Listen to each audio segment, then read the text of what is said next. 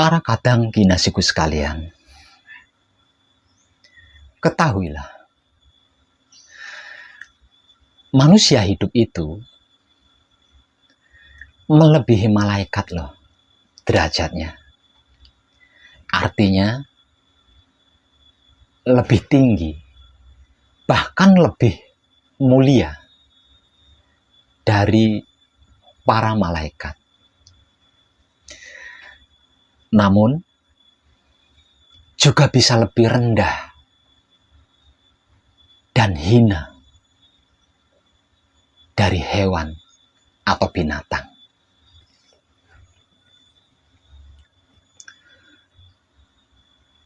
Kok bisa begitu, Pak Web? Ya, iya bisa. Bagaimana tidak? Manusia hidup itu memiliki perangkat lengkap dan komplit. Semua sikap dan sifat itu manusia hidup punya. Coba saja periksa. Tubuh panjenengan itu memiliki alat apa saja atau perangkat apa saja. Mulai dari yang suci sampai yang kotor, itu loh manusia hidup punya. Yang paling sering diperbincangkan dalam dunia spiritual kan manusia hidup itu memiliki otak atau pikiran, hati atau batin, kelamin atau syahwat. Belum lagi ditambah otak kiri, otak kanan, otak belakang, hati yang paling dalam, kolbu, nurani, dan seterusnya. Lah, malaikat tidak mempunyai selengkap itu. Malaikat menjadi makhluk paling patuh, paling taat kepada Allah, wajar, pantas. Karena malaikat tidak memiliki kelamin dan syahwat atau nafsu. Lah manusia punya, malah lengkap. Selain kelamin dan syahwat atau nafsu, juga ada telurnya, ada rambutnya, memiliki 2 jenis air lagi. Edan tenan. Lengkap, komplit, bingit. Sebab itu, kenapa bisa lebih baik, bisa lebih mulia, bisa lebih tinggi derajatnya dari malaikat? Karena kalau manusia hidup yang punya kelamin atau syahwat plus tetek bengeknya tadi, kok bisa patuh, bisa taat kepada Allah? Apa tidak lebih hebat dari malaikat tuh?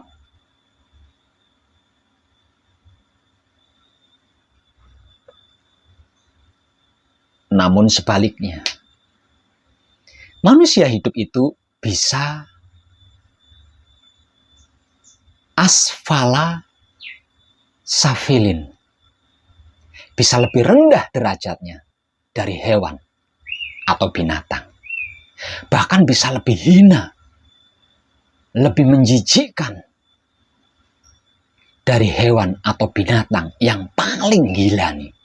Kenapa?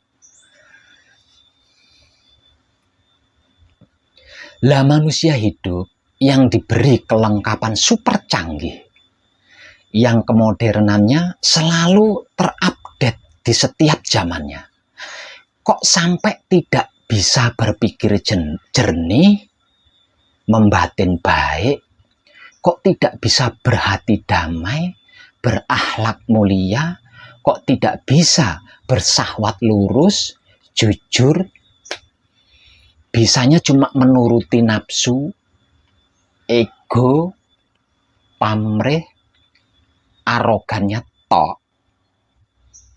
Hewan atau binatang juga kan begitu dan seperti itu. Apa lebih baik dari hewan atau binatang tuh? Kalau begitu dan seperti itu, coba panjenengan renungkan.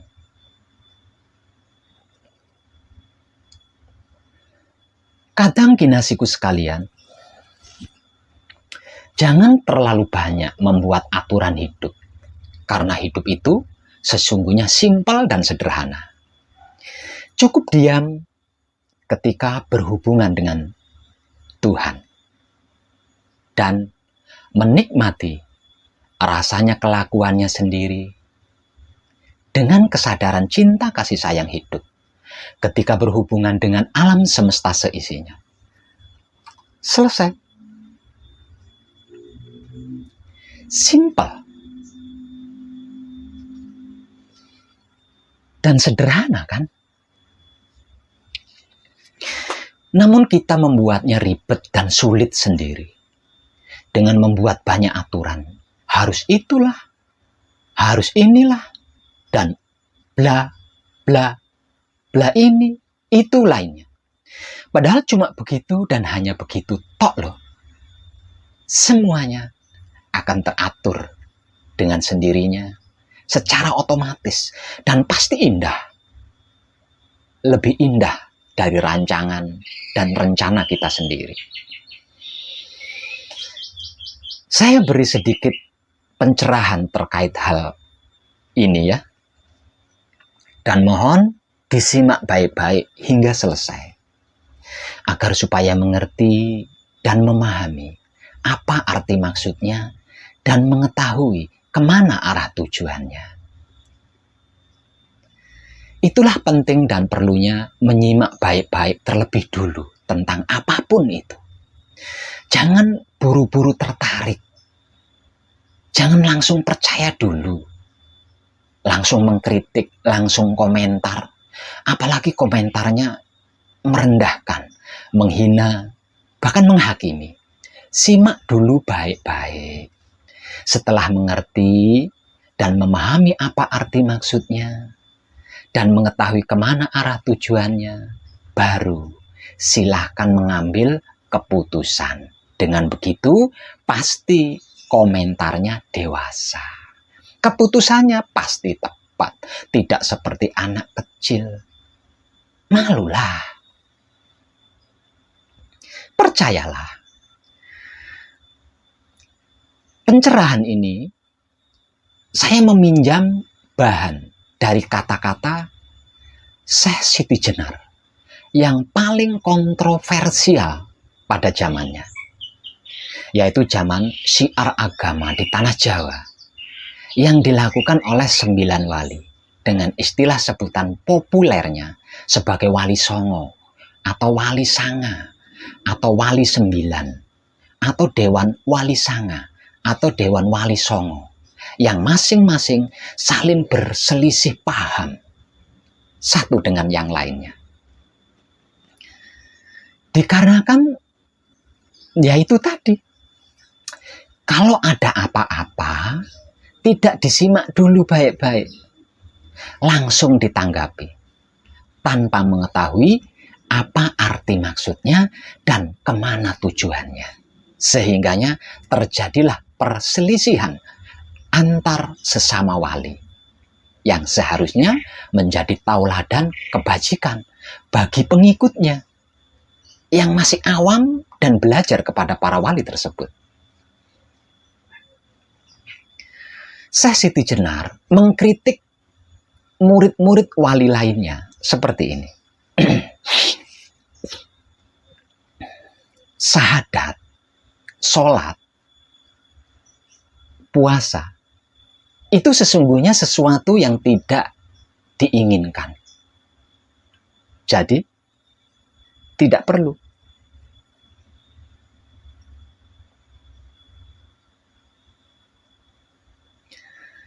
Sesungguhnya, ini kalimat trik. Sesungguhnya ini kalimat trik ini. Untuk mensucikan ibadah yang sesungguhnya. Agar supaya pada prakteknya tidak ada ego, pamrih, arogan dalam bentuk apapun. Sehingganya benar-benar bisa sukarela alias ikhlas. Kalau bahasa hebatnya, dalam melakukan peribadahan. Lalu, siapa? Siapa yang dimaksud tidak menginginkan itu? Harusnya kan dicari tahu oleh para wali pada waktu itu. Murid-muridnya para wali, apa para wali itu sendiri, atau kita semua, atau siapa? Konkretnya, kritik Syekh Siti Jenar itu seperti ini. Kita, kalau diperintah apapun loh itu, kan rasa-rasa tuh berat sebenarnya, enggan gitu maksudnya. Namun kalau ada bonusnya, ada bayarannya, ada hadiahnya, kan seneng. Baru semangat tuh. Diperintah apapun loh. Iya kan? Kenapa dan mengapa Syekh Siti Jenar mengkritik murid-murid wali lainnya dengan perkataan bahwa sesungguhnya syahadat, sholat, puasa itu sesuatu yang tidak diinginkan. Jadi tidak perlu dilakukan.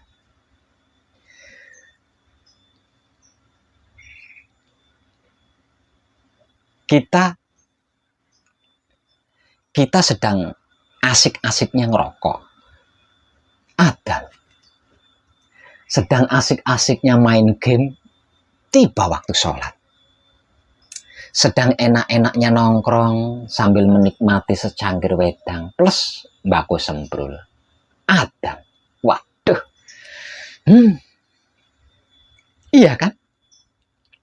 Kayak beban. Kayak beban yang sangat luar biasa gitu. Ketika melakukan salat. Keadaan salatnya juga karena tadi meninggalkan keasikan, pasti kepikiran obrolan tuh. Tongkrongan. Game. Kan? Sehingganya sholat itu menjadi beban yang sangat luar biasa. Belum lagi sibuk dan ribet mikirin nanti sholatnya di mana ya? Dengan siapa ya? Ribet banget gitu loh.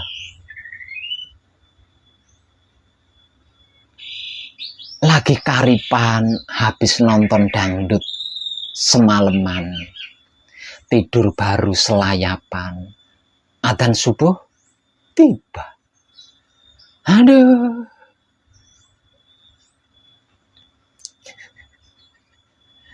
Selalu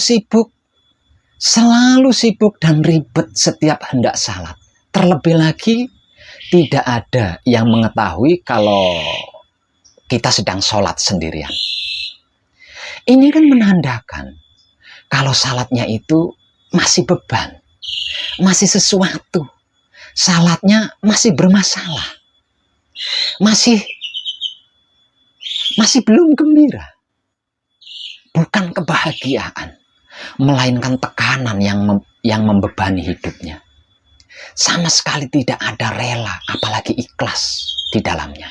Jadi, salat itu disadari atau tidak disadari, sebenarnya adalah sesuatu yang tidak kita inginkan. Lalu, apa hasilnya dari salat yang tidak kita inginkan? Dari salat yang membebani kegembiraan kita. Syahadat dan puasa juga sebenarnya begitu juga. Coba seandainya saat ini turun ayat yang menyatakan seperti ini. Di bulan Ramadan boleh puasa, boleh juga tidak puasa. Kemungkinan besarnya kita tidak akan puasa sebulan penuh tuh. Iya kan? Tidak ada ayat yang seperti itu saja, kadang puasa, kadang tidak. Bergantung sikon tuh. Misalkan puasanya bolong-bolong, diganti setelah Idul Fitri nantinya. Kalau tidak, seperti punya hutang gitu loh. Ini kan tanda-tanda beban kan. Terus, seandainya saat ini turun ayat yang menyatakan, kalian boleh percaya Tuhan dan Rasul, juga boleh tidak percaya Tuhan dan Rasul. Apa yang akan panjenengan lakukan? Hayo.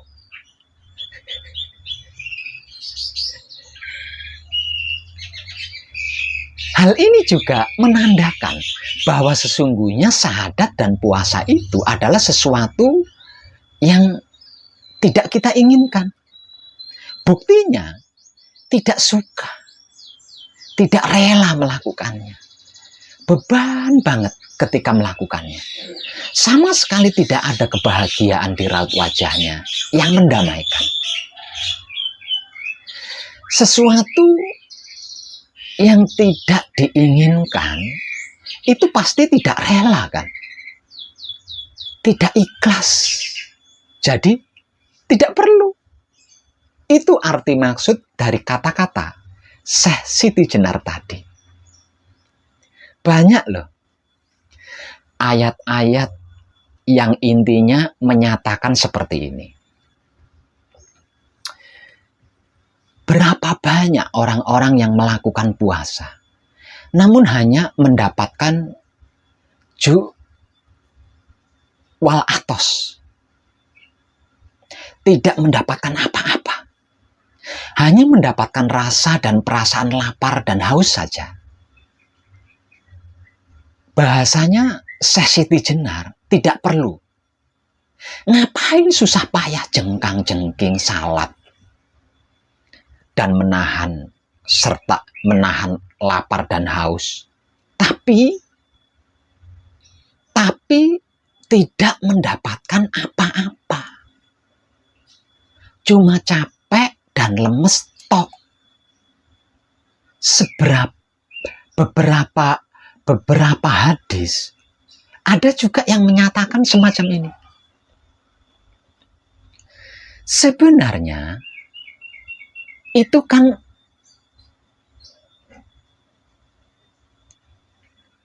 senada dengan bahasanya Syekh Siti Jenar tadi yang berbunyi syahadat, salat, puasa itu tidak perlu.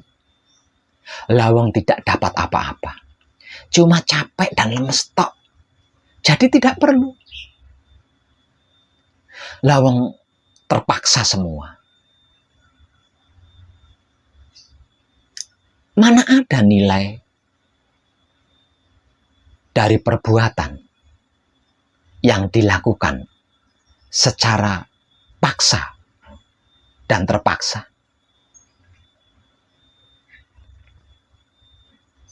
Kejahatan saja, kalau dipaksa dan terpaksa,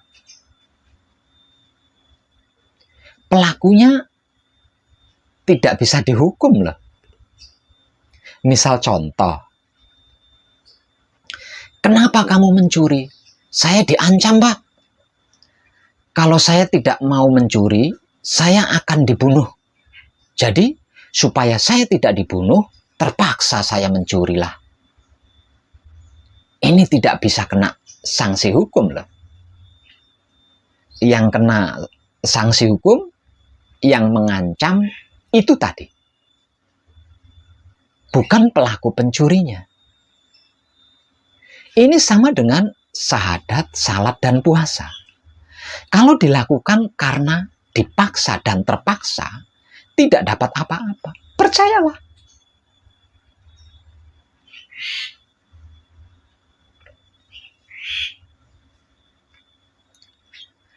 Terus lagi, Siti Jenar melanjutkan kritiknya.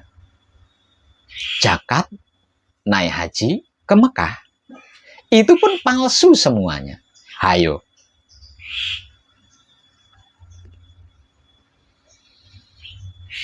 Ini kalau tidak dicermati sungguh-sungguh, timbul kegaduhan kan, yang bisa mengakibatkan perselisihan hingga peperangan antar sesama umat. Kenapa dan mengapa yang zakat, yang haji dikatakan sudah palsu semua oleh Siti Jenar? Ini juga perlu pengkajian. Tidak bisa dan tidak boleh ditelan mentahan. Kenapa dan mengapa? Semua yang zakat dan haji dikatakan sudah palsu semua oleh Siti Jenar. Karena zakat dan haji dijadikan media sarana untuk berego, pamrih, dan berarogan. Contoh buktinya apa?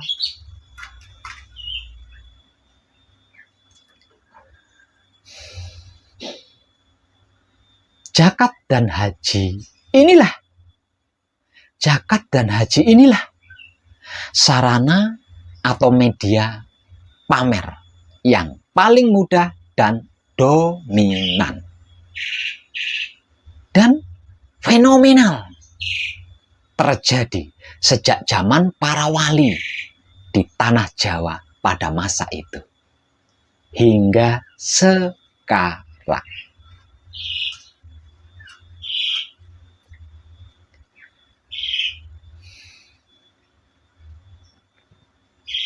Sudah haji, Pak? Sudah. Sudah haji, Bu? Sudah. Lah ini ada aksara H di depan nama saya. Kalau tidak ada kata haji, ketika disapa, kecut wajahnya. Bikin kartu nama, papan nama, tempat usaha, tempat bisnis, dicantumkan tuh hajinya.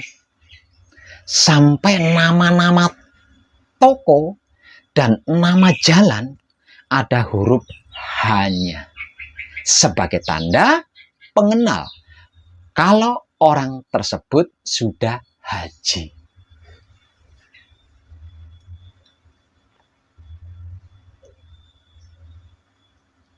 Begitu juga dengan zakat. Ayo, zakat untuk tabungan akhirat. Zakat yang terkumpul hari ini dari si A sekian, dari si B sekian, dari si C sekian, dari si E sekian. Karena si D tidak disebutkan dalam pengumuman tadi, setelahnya si D ini instruksi, bahkan protes tuh.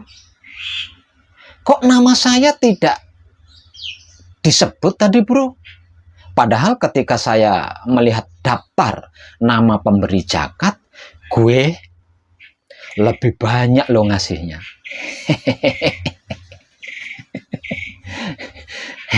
Dan tenang. Kalau ada nama Haji Tosowijaya atau Haja Tisi Wijiyi, harusnya ada juga kan nama Salat Toso Wijaya, puasa Tisi Wijiyi, dan lain-lain sebagainya. Haji itu kan salah satu dari bentuk ibadah. Salat juga ibadah kan, puasa pun ibadah, zakat juga ibadah. Kenapa haji dicantumkan, salat, puasa, zakat tidak dicantumkan? Tidak adil itu namanya. harus lengkap dan komplit mencantumkannya. Karena itu adalah ibadah semua, sehingganya tersebut seperti ini.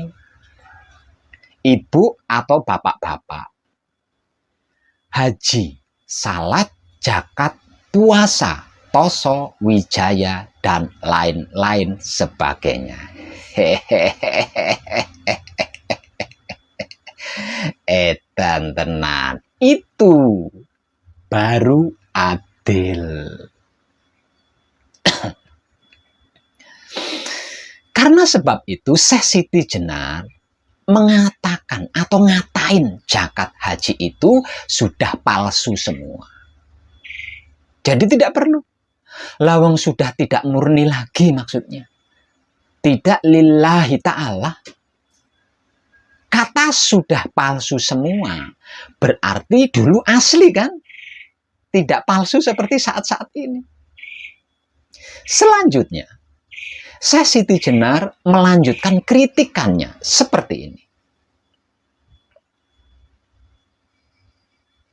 Surga neraka itu bukan tujuan. Orang-orang mukmin telah keliru karena menjalankan salat. Para ulama menyesatkan manusia dengan menipu mereka jungkir balik 5 kali, pagi, siang, sore, dan malam. Hanya untuk memohon imbalan surga dan dihindarkan dari neraka. Orang seperti itu sungguh bodoh dan tidak tahu diri. Kalau orang menyadari bahwa salat itu dilakukan karena merupakan kebutuhan diri manusia itu sendiri untuk menyembah Tuhannya, manusia ternyata tidak menyadari keserakahannya, sehingga meminta imbalan surga dan dihindarkan dari neraka. Orang-orang telah terbius oleh para ulama, sehingga mereka suka berzikir atau wirid, dan disibukkan oleh kegiatan menghitung pahala di setiap harinya, untuk ditukarkan dengan surga, dan karena takut neraka. Nah,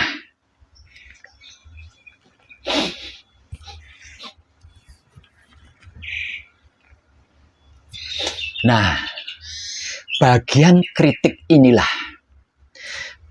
kritik inilah yang kemudian bagi para santri atau murid yang tersadarkan dari kekeliruannya berpindah guru kepada Syekh Siti Jenar. Sedangkan yang tersinggung dan merasa terhina, sakit hati, kemudian melaporkannya kepada guru mereka masing-masing, yaitu para wali lainnya. Sedangkan para wali itu sendiri tidak mencermati terlebih dahulu aduan dari para santrinya tersebut. Langsung ditanggapi begitu saja. Dan langsung mengambil keputusan tegas bahwa Syekh Siti Jenar telah sesat dan menyesatkan orang lain. Kemudian terjadilah perselisihan antar sesama wali yang sejarahnya diabadikan hingga saat ini. Namun tidak sesuai dengan kejadian yang sesungguhnya. Itulah kejamnya politik agama. Jauh lebih kejam daripada politik negara.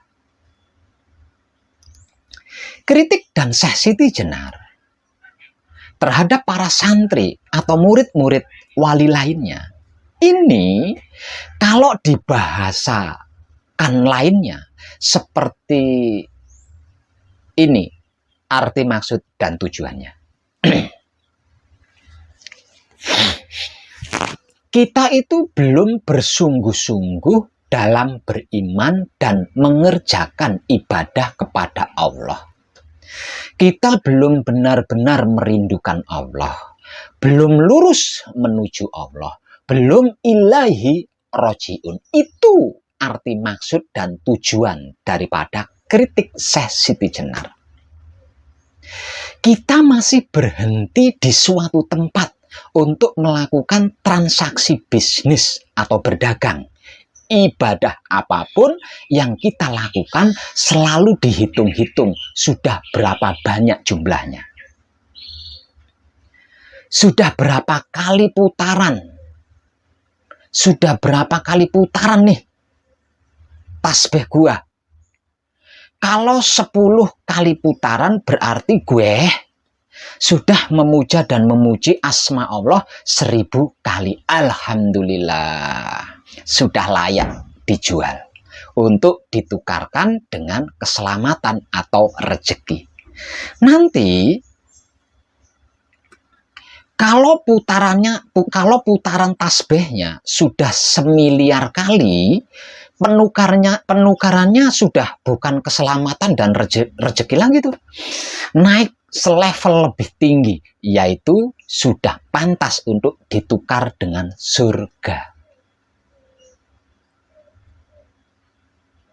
Semakin panjang dan semakin besar tasbihnya, wah, ini pasti orang suci, orang ahli ibadah.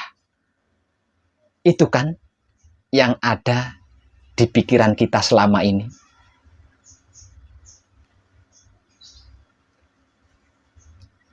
Tiap kali melakukan ibadah selalu dihitung dan dijadikan tabungan.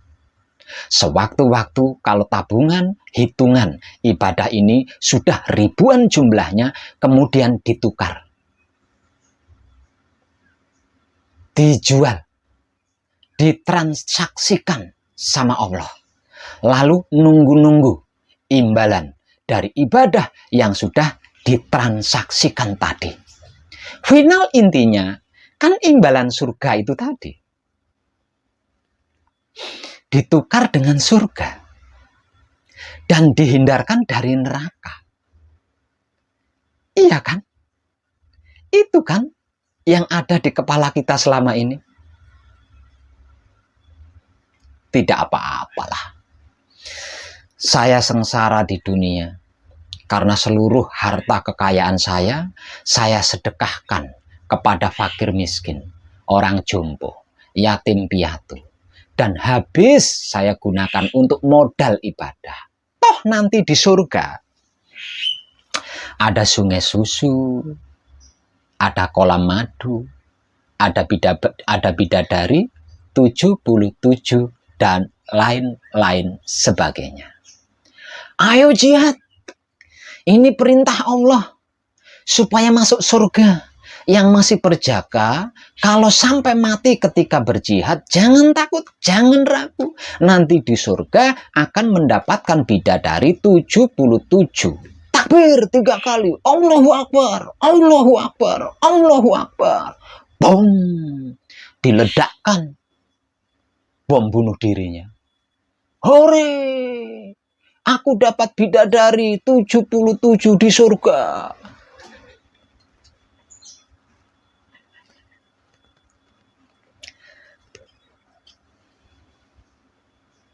Kalau yang perempuan dapat 77 bidadara. Gempor-gempor tuh cewek. Ngelayani 77 lelaki. Edan tenang. Di luar radar kesadarannya. Ruh itu tidak mempunyai kelamin, tidak memiliki syahwat atau nafsu. Mau diapain tuh 77 bidadari di surga? Dan bidadara 77 tadi mau ngapain? Mau diapain? Lawang nggak punya kelamin, nggak punya syahwat, nggak punya nafsu.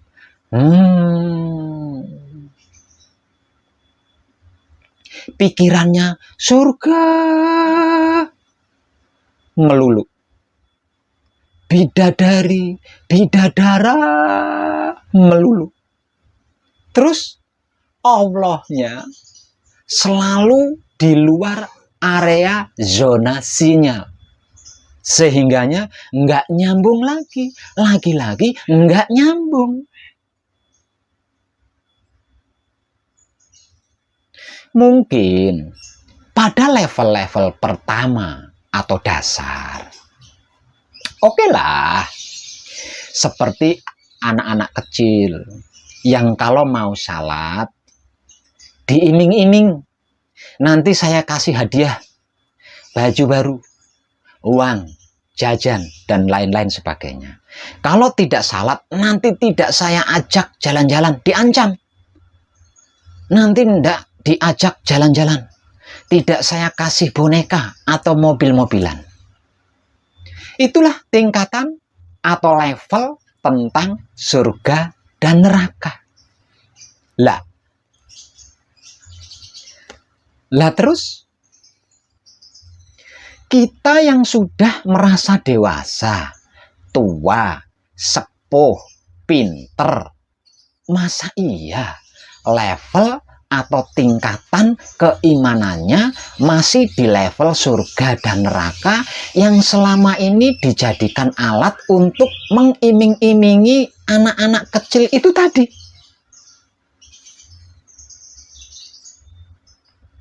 Itulah bahasa kata lainnya dari kritik Syekh Siti Jenar kepada para murid atau para santri-santrinya, wali-wali lainnya. Syahadat, salat, puasa, zakat, haji sepertinya seperti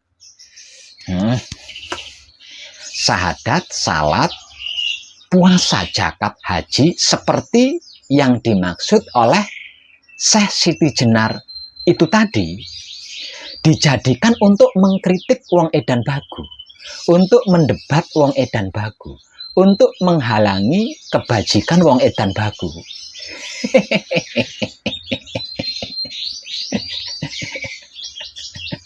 Edan tenan, yo tak guyu tok rek. Percayalah, surga neraka itu letaknya pada setiap diri manusia itu sendiri dan adanya di dunia ini, bukan nanti di akhirat atau bukan.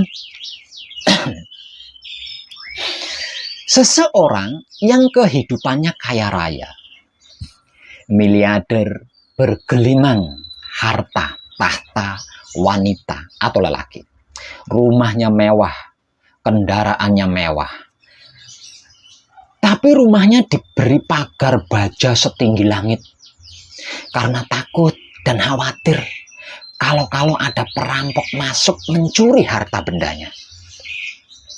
Pagi-pagi, pergi pagi, pulang sore, bahkan ada kalanya pulang larut malam. Sampai di rumah, istrinya selingkuh karena kesepian, sebab suaminya jarang pulang.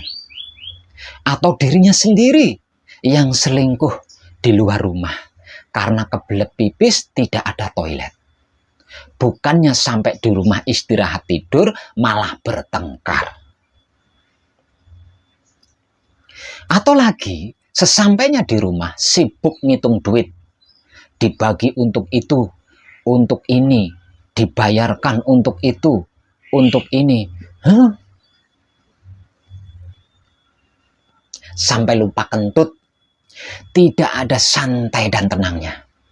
Selalu gelisah kehidupannya, khawatir, terancam akan pesaing-pesaing bisnisnya, bahkan takut kalau ada perampok, pencuri, dan lain sebagainya. Tidur tidak nyenyak, makan tidak enak, istirahat tidak tenang. Itu loh neraka. Sebaliknya, orang desa yang tinggal di lereng pegunungan terpencil, jauh dari keramaian, dengan kehidupan yang sederhana, bercocok tanam di ladang, tenang jiwanya, bahagia kehidupannya, tidak kemerungsung. Kalau siang bekerja setitahnya, sorenya pulang ke rumah, malam harinya bisa berkumpul bersama anak istrinya, bersenda gurau, walaupun makan minum seadanya, ngerokok mbako semprul paribasanya. namun bahagia kehidupannya, tenang jiwanya. Itu loh surga.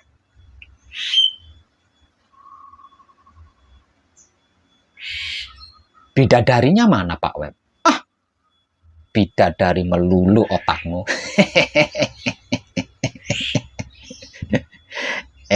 Tenang. Ada lagi.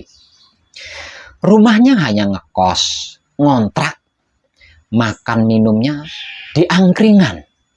Hanya dengan nongkrong di alun-alun bersama teman-temannya, medang bareng, ngerokok bareng, sambil bersendaguro bareng. Bahagia. Tenangnya, senangnya. Itu loh surga. Surga dunia beneran tuh.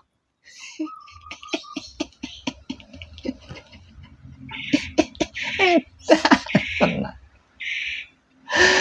Yuk kita berbenah diri dalam beribadah kepada Allah. Jangan lagi hitung-hitungan. Jangan lagi bertransaksi jual beli dengan Allah. Allah kurang apa sih? Semuanya sudah diberikan kepada kita loh. Kok masih minta-minta terus? Mengharap imbalan terus. Mengharap imbalan itu. Mengharap imbalan ini. Memangnya kita sudah pernah ngasih sesuatu kepada Allah?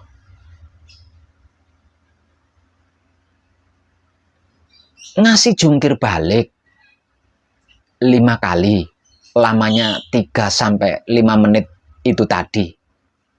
Kemudian minta imbalan. Malu ah. Tahu dirilah. Allah yang di setiap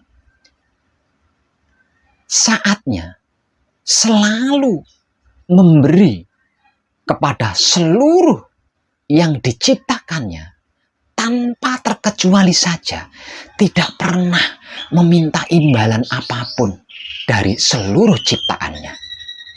Kita yang belum ngasih apa-apa sama Allah, kok minta imbalan surga bidadari 77.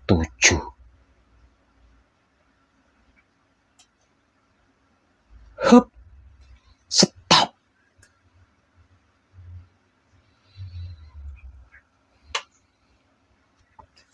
Tercerahkan kita semuanya. Salam setuhan, penuh cinta kasih sayang. Dalam lubuk hati saya, Wong Edan Bagu yang paling dalam. Selamat, selamat, selamat. Rahayu, rahayu, rahayu. Damai, damai, damai, tentram. Saya Wong Edan Bagu ngaturaken sugeng rahayu lir ing sambikala amanggih yuwana. Pinayungan mring ingkang maha suci. Basuki Yuwono Teguh Rahayu Slamet. Berkah selalu untuk semuanya tanpa terkecuali, terutama para sedulur, khususnya para kadang konto dan kanti anom serta sepuh saya yang senantiasa direstui yang dat maha suci hidup. Om Santi, Santi, Santi Om. Wassalamualaikum warahmatullahi wabarakatuh. Terima kasih, terima kasih, terima kasih, dan salam kebajikan.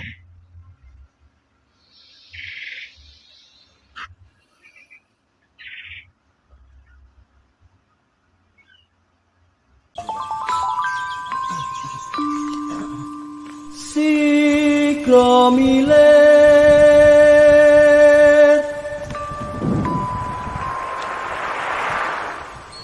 sing dadi pengayom donya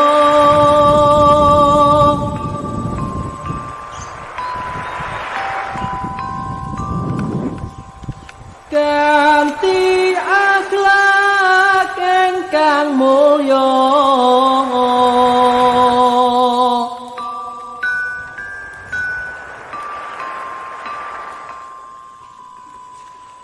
putih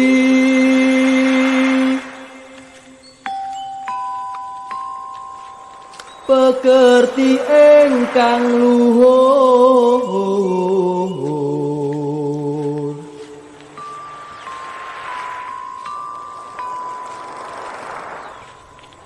dadi arum donyane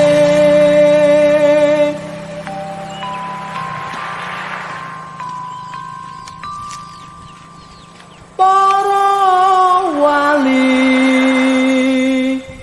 asmane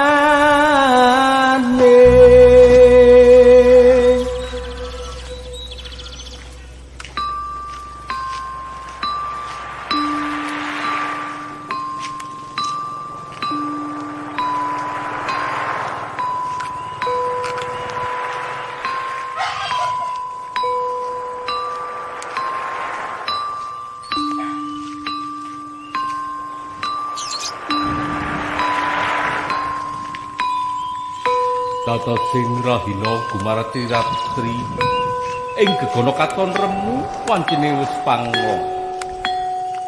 Sang Sita Resi datan jumedhul amung taranggana ingkang abyor ing kawang aglar gumelar eneng Cakrawala minangka dipaning ratri. Wis dumugi wae mangsa kala dumawahing kodrat saking pangosing Gusti Allah ingkang maha welas tuwin maha asih. Gusti Gung inggih sumber gung, sumbering sumber ingkang anyumberi dayaning sumberipun gesang. Nalika semono ana titahing Gusti ingkang asipat jalu tanapi. Manungsa katitah gesang wonten marcapada kedah nindakaken dayaning kesaenan. Amestudi ila-ila ujaring para kina ingkang dahat pinundi-pundi. Sarta angluri Laksita Harja nulat edi endahing budaya luhur. Umiring sesanti testising tias martudi mardawaing budaya tulus. Budaya ateges budidaya ingkang tuwa saking wesi ing penggali. Wondene tulus saring pangesti ingkang tumuju marang kotamen pinaringake. Titah samparaning gesang kedah ngambah tataran ingkang sampun kawrak ing serat aturipun. Mangkene patrapipun wiwit anem amendenga laku ngurangi pangan turu sawetawis amemekak hawa nafsu dasarana andhap asa akanti awas emut aja tinggal wewekok ing kalbu mituhu warah kang makolei yen taberi anggeguru aja isin atetakon. Swaraning pradangga munia kadya asung pepuji pangastawa mring sedayaning gesang keparenga sami ngenut wirama sekar jero jagat alit kanthi sekeca.